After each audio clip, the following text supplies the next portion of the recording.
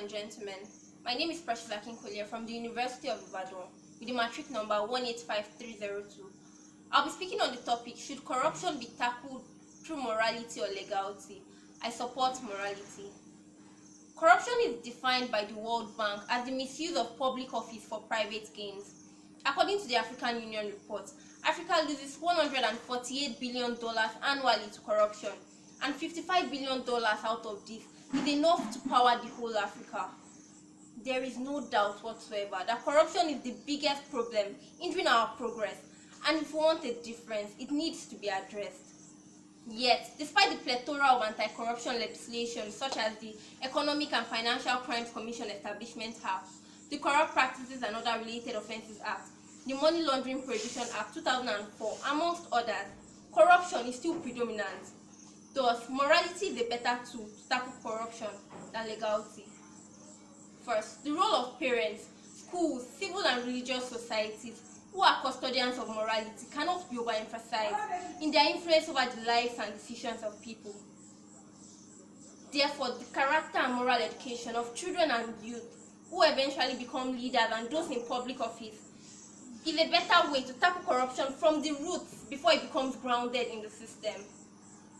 Furthermore, the foundation of every corrupt behavior is the moral bankruptcy of individuals, whether or not there are laws prohibiting corrupt acts.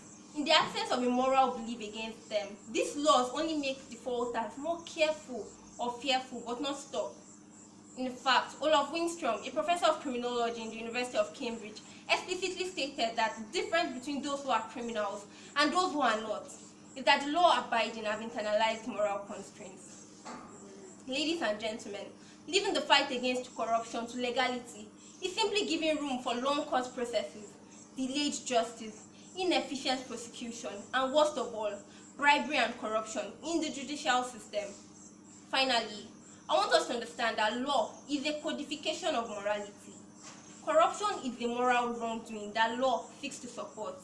Therefore, to tackle corruption effectively and efficiently is to tackle this moral wrongdoing through morality. Thank you. Gentlemen, I am Dara from the University of Ibadan, matric number 185383, here to speak on the topic, should corruption be tackled through morality or legality? It is without a doubt that I strongly affirm that it should be tackled through legality. The Black's Law Dictionary defines corruption as an act by an official or fiduciary person who wrongfully or unlawfully uses his station or character to procure some benefit for himself or others, contrary to duty and to the rights of others. Indeed, corruption is a huge problem in this country, a menace that continues to stare Nigerians in the face daily, frustrating our attempts to move past the overwhelming poverty, illiteracy, and general lack of development. Indeed, corruption is Nigeria's greatest enemy. Such a giant problem cannot be tackled on the feeble basis of morality.